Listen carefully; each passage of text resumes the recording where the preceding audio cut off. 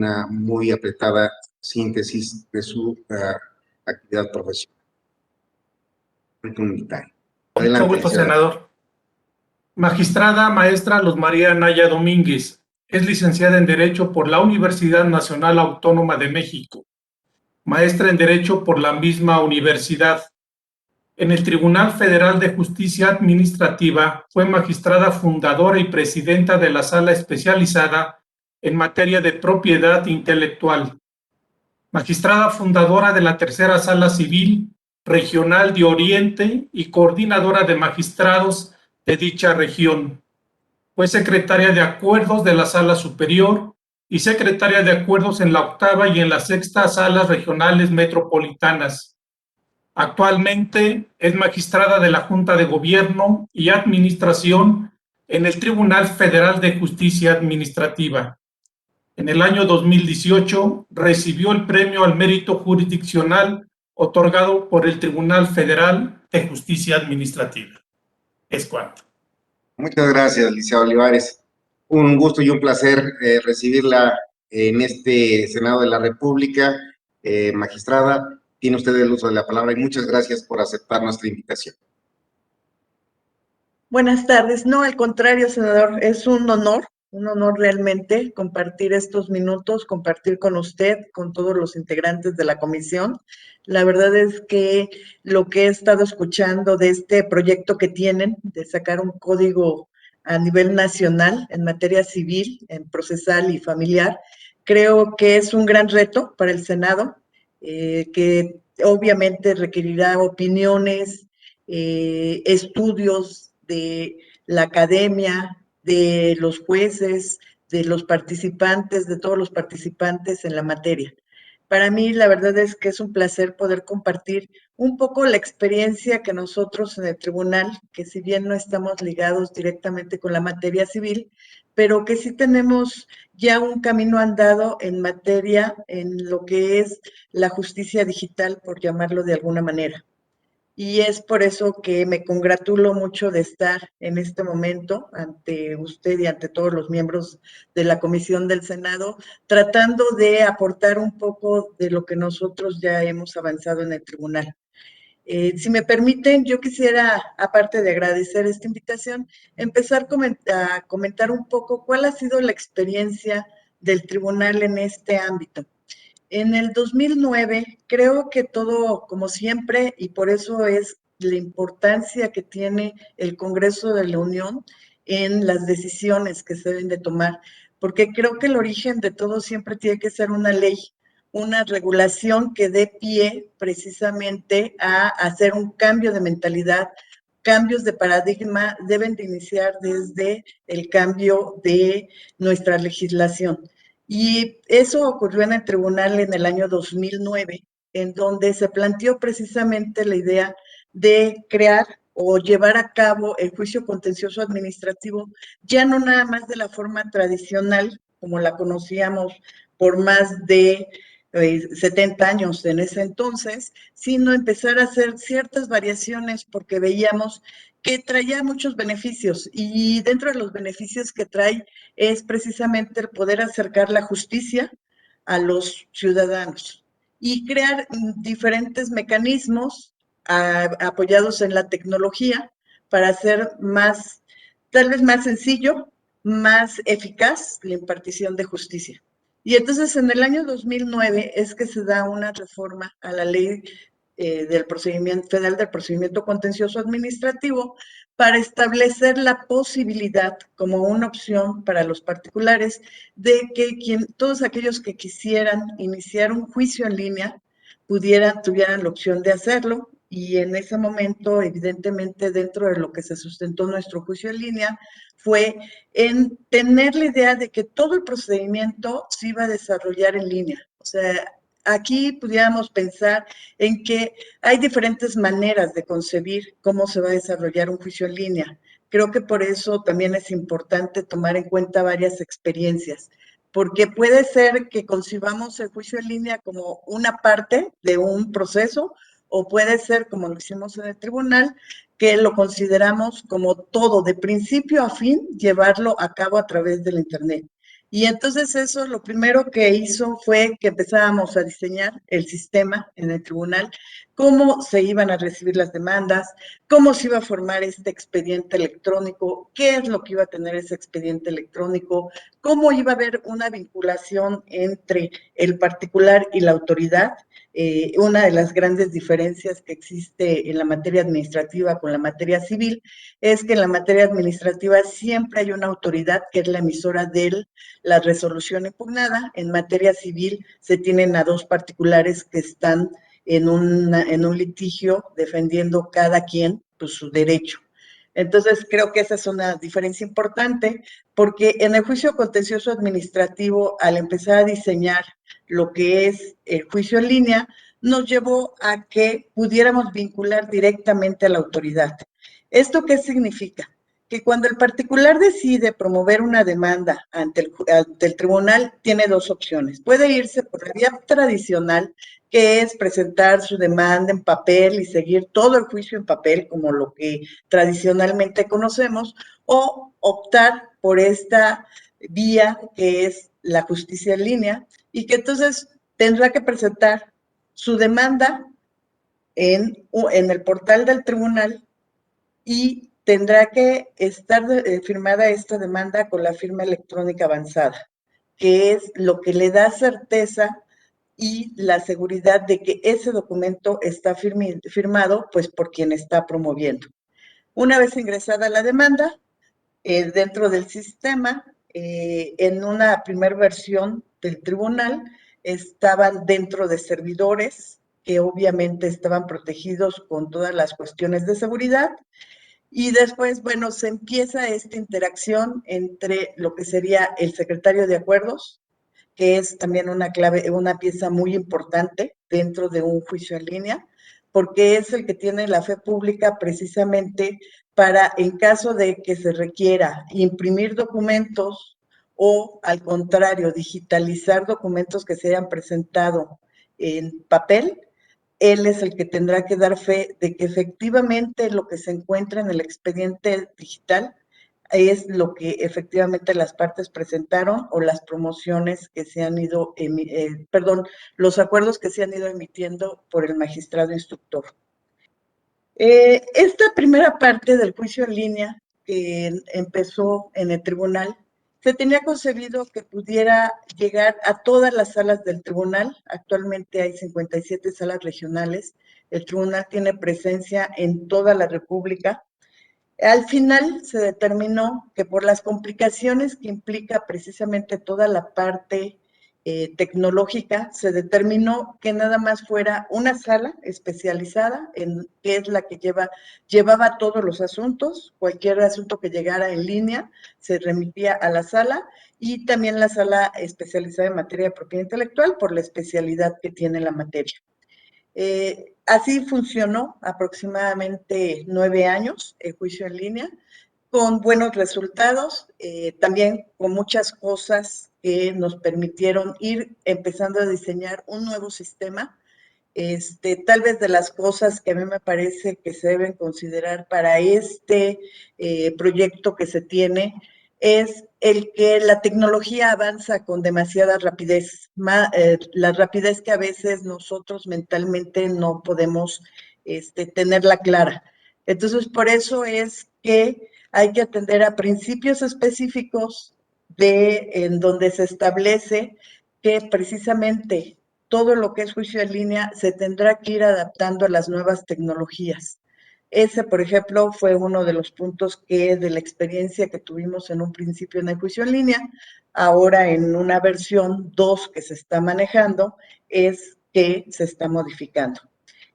Un poco para seguir con esta parte y no tratarle de dar un orden, quisiera seguir comentando un poco lo que fue la versión 1 del juicio en línea. En ese sentido, estuvo nada más en 2 salas. Se tuvo esta experiencia de todas estas, pues no fallas, sino de toda esta experiencia, se vieron puntos positivos, puntos negativos, y es precisamente que en el año de 2019 se empieza a diseñar ya un sistema nuevo, pero bajo las mismas premisas, que es que todo el juicio se pueda realizar en línea, desde la demanda hasta la sentencia, que toda la comunicación sea a través de Internet. O sea, nosotros verdaderamente sí se ha logrado evitar el papel, eso lo comentaba el magistrado que me antecedió.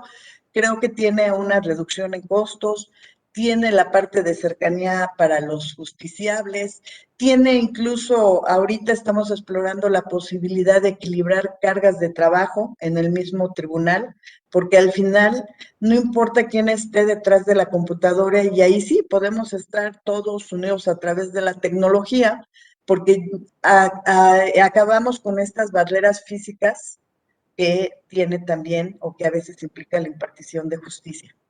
Este nuevo proyecto que ya quiero comentarles está funcionando en 34 salas del tribunal. El tribunal tiene 56 salas. Ya se puso en operación.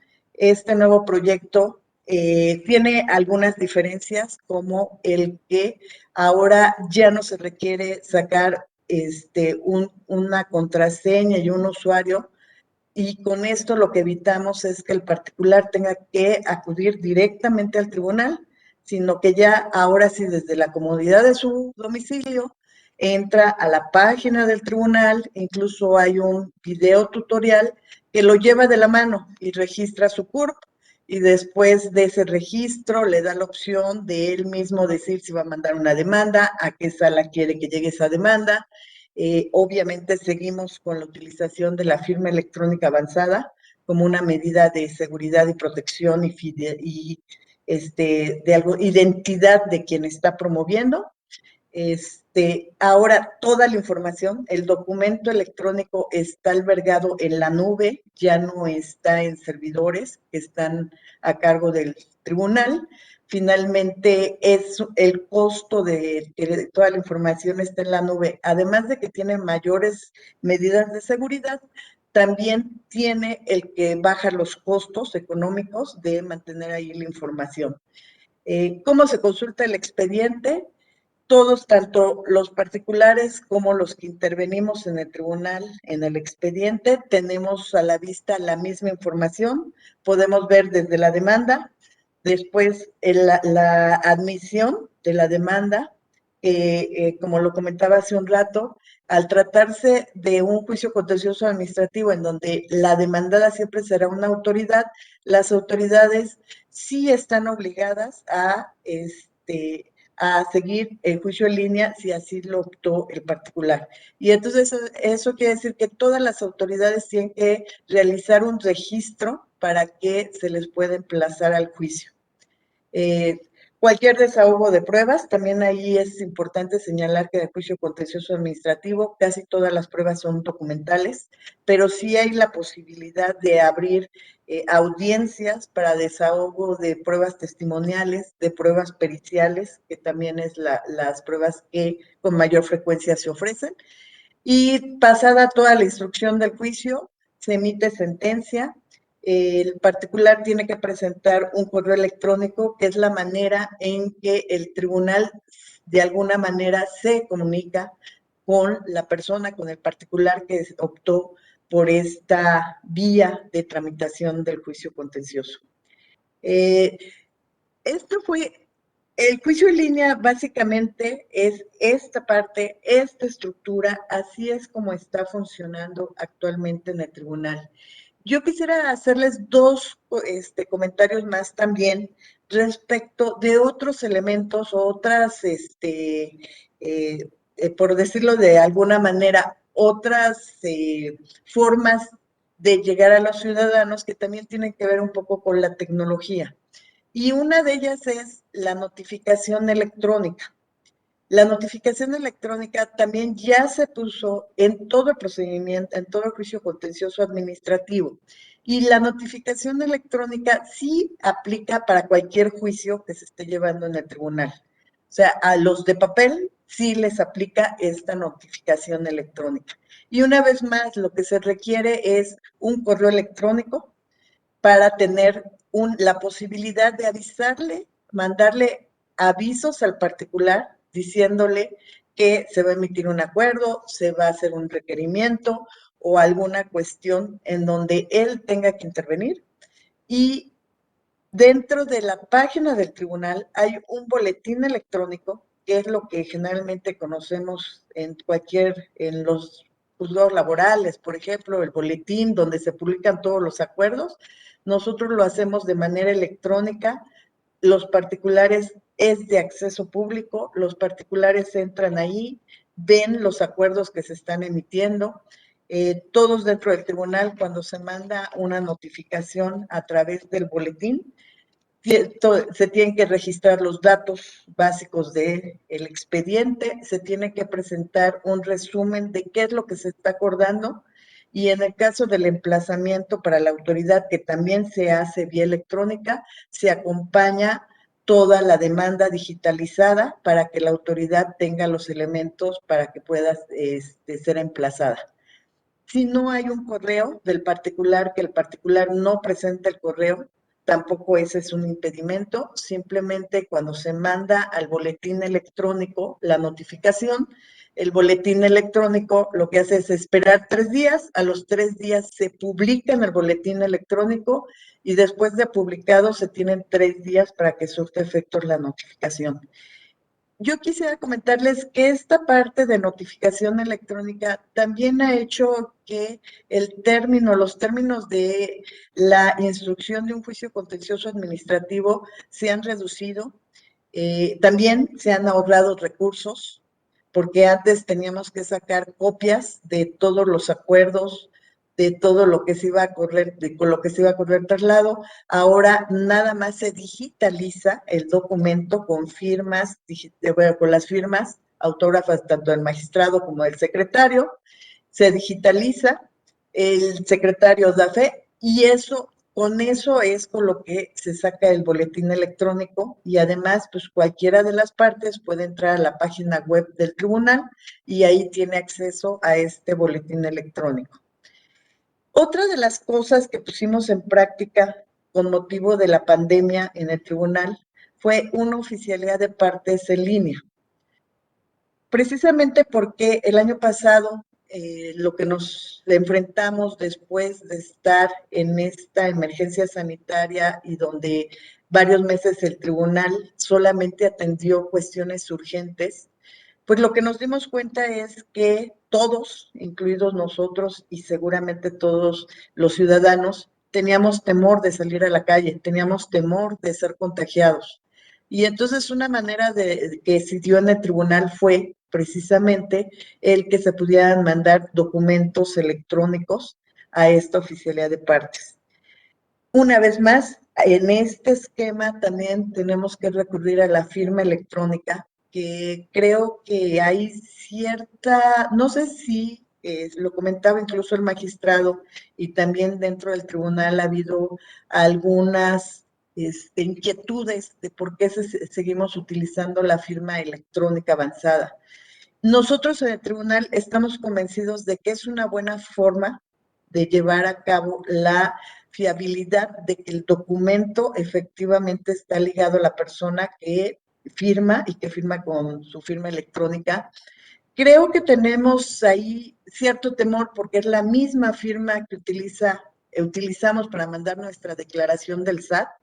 Esa misma firma utilizamos para mandar nuestra declaración como servidores públicos, pero esa firma tiene toda una regulación que precisamente es una ley de la firma electrónica avanzada, y que en esa ley está totalmente determinado cuáles son sus alcances, cómo va a ser la vinculación con los particulares, qué es lo que significa la firma electrónica avanzada.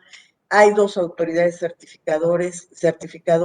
certificadoras que son por un lado la Secretaría de Economía y por otro lado el SAT, de ahí es de donde viene la liga, pero me parece que ya es una firma que evidentemente ha probado su eficiencia y su eficacia, y desde el punto de vista personal me parece que efectivamente cumple con este propósito de dar certeza y seguridad a todos los documentos electrónicos, porque sí crean esa vinculación entre el particular y el documento, y además garantizan que el documento electrónico no se va a poder alterar después de que se imprime la firma electrónica, que me parece que ese es uno de los puntos muy importantes que se deben de cuidar en un procedimiento en línea. Entonces, por eso es por lo que en el tribunal, esta segunda versión también se atiende a la firma electrónica avanzada para crear esta vinculación. Y también la firma electrónica avanzada fue lo que se utilizó para realizar esta oficialidad de partes en línea, en donde los particulares igualmente a través de la página del tribunal tenían una aplicación en donde ponían ciertos datos como era nombre, a qué sala iba a ir dirigida su demanda, algunos otros datos. Ahí mismo ingresaban lo que se conoce en los términos de informática, subían, ¿no?, el documento para mandarlo, y también hacían una clasificación de las pruebas para mandar la demanda y las pruebas. ¿Qué diferencia hay realmente entre una oficialidad de partes en línea y un juicio en línea como lo tenemos concebido en el tribunal? La oficialidad de partes en línea lo que hace es nada más servir como un medio de recepción de la demanda. Esto quiere decir que cuando se recibía la demanda en la sala, todo ese documento electrónico se tiene que imprimir para empezar a crear el expediente de manera física. Y también la autoridad también podía mandar contestaciones, como tenemos la notificación electrónica que nos permite también interactuar con los particulares a través de estas notificaciones electrónicas, un poco puede tener cierta similitud con el juicio en línea. Sin embargo, realmente al tener una oficialidad de partes en línea no significa que tengamos realmente un expediente electrónico, sino lo que tenemos son promociones electrónicas que se van a imprimir, se van a poner en un expediente físico y se va a ir llevando el expediente físico. Contrario a eso, en el juicio en línea, lo que sí se tiene es un expediente electrónico en donde van a estar todas las actuaciones, todas las promociones, cualquier actuación del juez con las partes, ahí va a estar reflejada y es lo que se va a estar manejando. Se pueden dar varios formatos a este expediente. Ya lo comentaba el magistrado Yair Paul, puede ser muy accesible electrónicamente, ya ahora ya hay diseños y configuraciones que incluso uno le da la vuelta electrónicamente como si fuera un expediente físico, pero eso finalmente tiene que ver con la cuestión de diseño, de cómo queremos que se vea. Lo que está detrás es dónde están contenidos todos estos elementos informáticos y todos estos elementos electrónicos, y sobre todo la seguridad que debe de seguir, que se debe de seguir precisamente para dar esa tranquilidad a los particulares de que su información no va a ser alterada, no va a ser modificada y que va a ser lo mismo que si se tuviera de manera física. Esta es un poco la experiencia que nosotros como tribunal hemos tenido. Algo que no toqué, pero que me gustaría tocar, porque yo pienso que ahora que esta invitación, esta atenta invitación, es precisamente para ver de qué manera se va a regular este Código Nacional en materia civil. A mí me parece que de las cosas que en principio se tendrían que definir en esta parte de justicia digital es saber qué tipo de juicio en línea queremos tener. Si se quiere tener un juicio completo, total, o sea, de principio a fin, si se quiere tener también un poco, no sé si el término adecuado sea parcial, porque creo que no es exactamente, pero refleja un poco la idea que yo tengo de decir, si lo que quiero es que haya como esta oficialidad de partes en donde yo mando documentos electrónicos, pero después esos documentos electrónicos se van a imprimir o al revés, se van a digitalizar, pero siempre va a haber a la par una parte física y una electrónica. también eso me parece que desde un principio se debe de definir para saber si o sea, cuál de las dos rutas es la que se va a seguir. Nosotros en el tribunal tenemos una especie de juicio híbrido, le decimos así, porque es precisamente el que en el juicio contencioso tenemos un particular, que por ejemplo, por poner un ejemplo muy simple, está inconforme con una determinación que le hizo el SAT en cuestión de impuestos sobre la renta, por ejemplo. Y el particular presenta su demanda diciendo, yo no tengo, o sea, no, ¿por qué me determinaste tanta cantidad? Etcétera.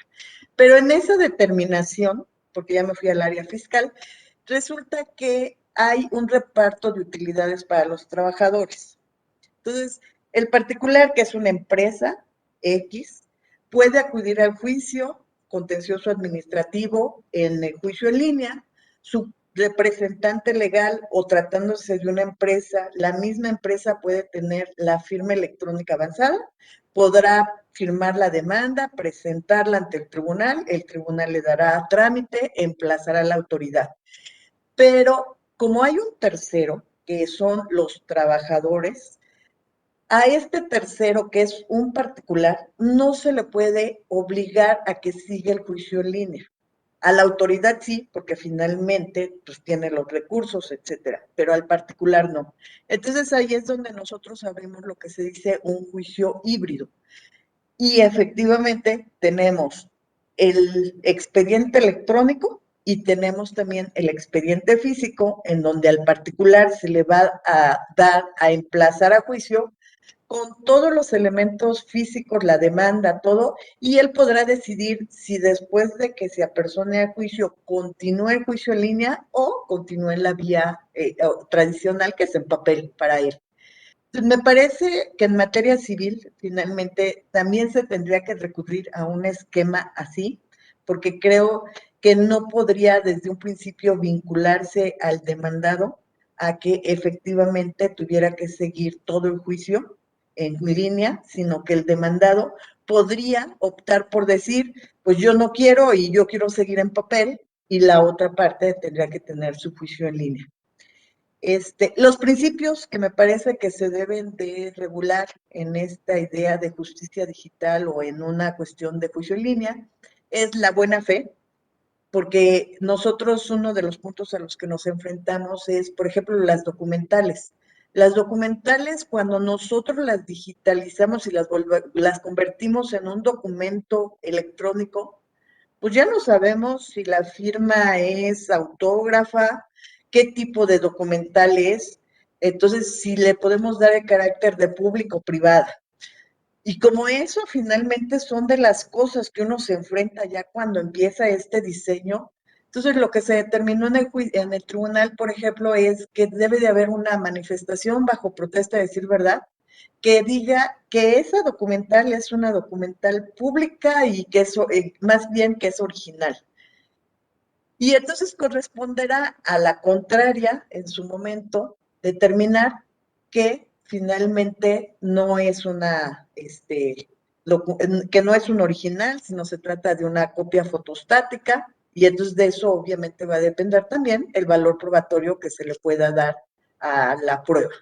Entonces, en ese sentido, me parece que por eso es importante el principio de buena fe, que debe de estar, porque sí hay manifestaciones bajo protesta de decir verdad, la simplicidad que tiene que estar en el proceso para que no sea un proceso muy complicado y que entonces todo el mundo diga, no, pues eso resulta más complicado que llevar la demanda físicamente.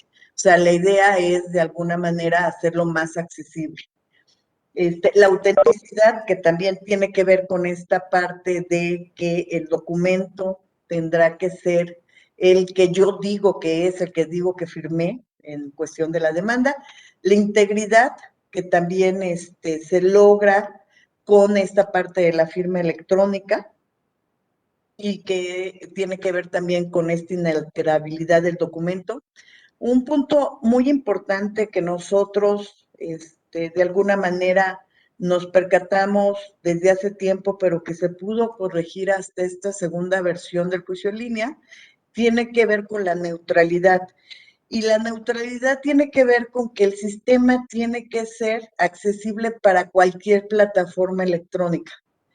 O sea, no tiene que quedarse rezagada. En un principio a nosotros, en la primera versión, desafortunadamente pasó eso. Y entonces lo que entorpece esa parte es que no, dentro del tribunal no podíamos actualizar nuestras computadoras o había programas que se crearon posteriores a que se diseñó el juicio en línea y que entonces ya no lo hacían compatible con esos programas. Y entonces me parece que pues, lo que no queremos es quedarnos atrás, sino más bien ir adelante con todas las tecnologías. Y por otro lado, la seguridad y la confidencialidad de la información, que me parece que ese es un paso muy importante en esto que tiene que ver con la justicia digital. Insisto, nosotros pensamos que la firma electrónica avanzada la seguimos conservando en esta versión 2 como una forma de autenticidad y de confiabilidad en cuanto al documento. También está previsto y me parece que en este código deberá de estar muy bien establecido el que a través de medios electrónicos y de audiencias a través de videoconferencias o videollamadas puedan desahogarse, porque si no, una vez más, ¿no? O sea, si para una parte sí tengo la posibilidad de que se haga a través de los medios informáticos, pero hay una parte del procedimiento en donde forzosamente se tiene que acudir, entonces ya vimos que ahorita con la pandemia, por ejemplo, eso no era posible. Entonces yo sí creo que tenemos que ir más allá. Una parte muy importante me parece que son las notificaciones, cómo vinculamos a las partes en el juicio. Nosotros en el tribunal nos ha dado muy buenos resultados el boletín electrónico, la notificación electrónica, cada vez más los particulares en un principio cambiar la manera, cambiar esta mentalidad sí cuesta un poco de trabajo porque todas las notificaciones que llevaba a cabo el tribunal eran de manera personal. Entonces, pues a veces sí cuesta trabajo que los abogados, que las partes acepten esta parte de cambio, de decir, ahora tú eres el que tiene que consultar el boletín para ver que efectivamente hay una notificación que te puede afectar. Pero creo que con el tiempo, como todos, pues nos vamos acostumbrando a los adelantos y a las variaciones. Esta parte de impresión contra digitalización, me parece que ahí el punto muy importante que tiene que quedar claro es quién tiene la competencia para hacer una digitalización y que quede la certificación de que efectivamente el documento físico que yo digitalicé para ponerlo en un expediente digital, efectivamente es el mismo, coincide el físico con el electrónico. Entonces, generalmente ahí tendrá que ser el secretario de acuerdos, que es quien tiene fe pública para decir que efectivamente este documento coincide con el que está electrónico o al inverso. Cuando tengo un documento electrónico y lo voy a convertir en un documento físico, también se requiere de esta certificación para que todo el mundo sepa que efectivamente no fue, o sea, no hay una persona encargada de llevar a cabo este proceso. Me parece que también llevar un juicio en línea puede ayudar a que las cargas de trabajo, entiendo que aquí la justicia civil sí es territorial, cada estado por eso, o sea, tiene sus propios juzgados, etcétera. A nosotros, por ejemplo, que la competencia del tribunal es a nivel nacional, que tiene salas regionales, pero una de las posibles ventajas que ahorita estamos encontrando es que finalmente las cargas de trabajo a veces no son las mismas en todos los estados. Y entonces a través de este juicio en línea, esta justicia digital, nos puede permitir que esas salas en donde no hay tanto trabajo puedan ayudar a las salas donde sí hay mucho trabajo, pero que finalmente sea a través del juicio en línea, que eso no nos implica estar trasladando expedientes físicos de un lado para otro. Creo que de mi parte y precisamente atendiendo al tiempo, sería todo. Agradezco una vez más y estoy a sus órdenes para cualquier pregunta. Muchas gracias. Muchas gracias. Muchísimas gracias, magistrada. yo le pediría al secretario técnico de la comisión que fuera tan gentil de darle lectura a algunas de las preguntas que nos llegaron al micrositio de la Comisión de Justicia para que tuviera usted la amabilidad de contestarlas, magistrada. Adelante, Liceo Olivares. Seguida, senador. La primera pregunta dice así: considerando la implementación del juicio en línea en la legislación única en materia civil y familiar, ¿su implementación debe ser inmediata en todo el territorio nacional o bien debe de ser paulatina?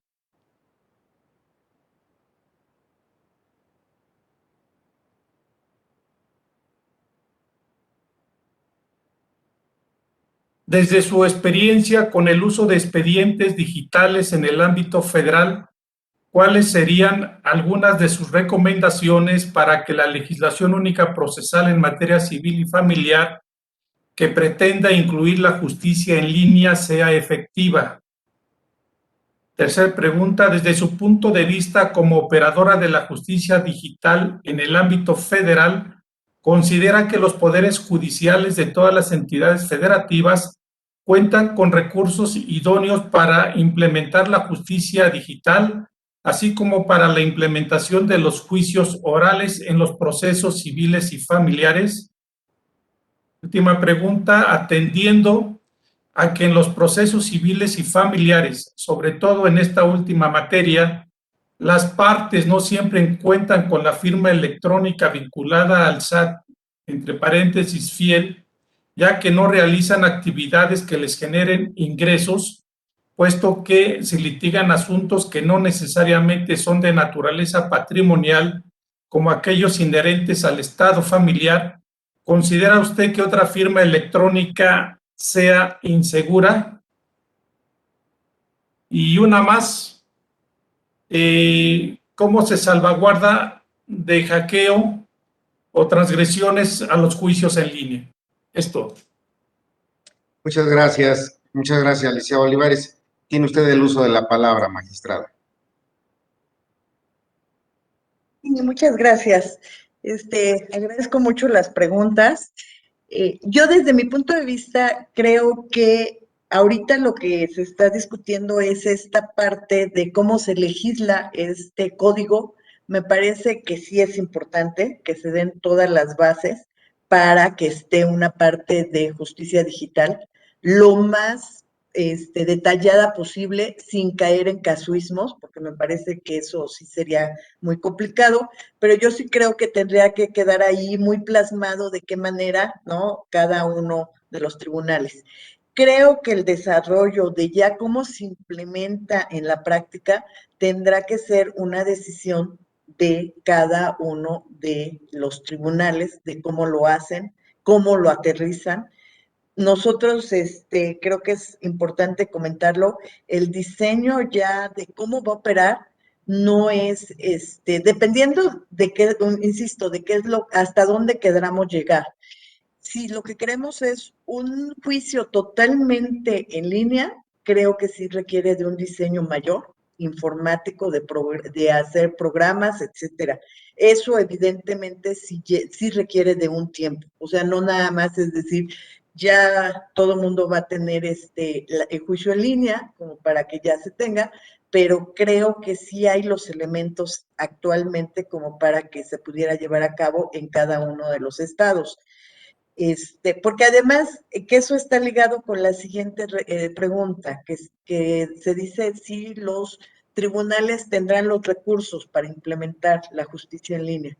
A mí me parece que habrá que verlo, eso ya lo comentaba el magistrado, hay que verlo como una inversión, no como un gasto, y hay que ver que tal vez tengamos ahorros en otras partes, como es toda esta parte de papel, de impresoras, etcétera. Eso efectivamente hay una disminución de gasto. Y además, pues finalmente vamos atendiendo a este cambio de mentalidad y al uso de estas nuevas tecnologías. En el tribunal, la reforma legal que estableció la posibilidad de llevar juicios en línea fue del 12 de junio de 2009. La primer sala ya, el juicio como tal, empezó a operar en el 2011. O sea que sí hay una diferencia de tiempo, pero me parece que pues, tenemos que empezar a dar los primeros pasos. Precisamente la ruta que yo tengo muy claro es que precisamente lo que se requiere en principio es la regulación, la legislación, para poder después avanzar ya en la práctica. Mientras no se tenga eso, pues finalmente tampoco podemos empezar en la práctica si no tenemos la primera parte. Entonces, por eso es que creo que no irán de la mano, pero creo que sí el primer paso que se está dando precisamente con atender esta cuestión constitucional es importante que quede todo el capítulo. En cuestión de la firma electrónica, me parece que la misma ley de la firma electrónica avanzada, por un lado dice que se pueden crear convenios con otras instituciones para que sean certificadoras, o sea, de alguna manera sigue siendo la misma firma, nada más que las certificadoras serán otras autoridades, que obviamente tendrán que tener las herramientas para llevar a cabo esta certificación.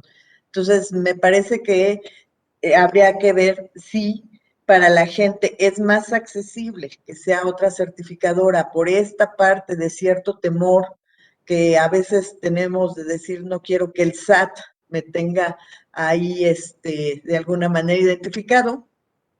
Habría que ver, ¿no? Pero creo que el esquema de la firma electrónica avanzada para mí sigue siendo el más seguro.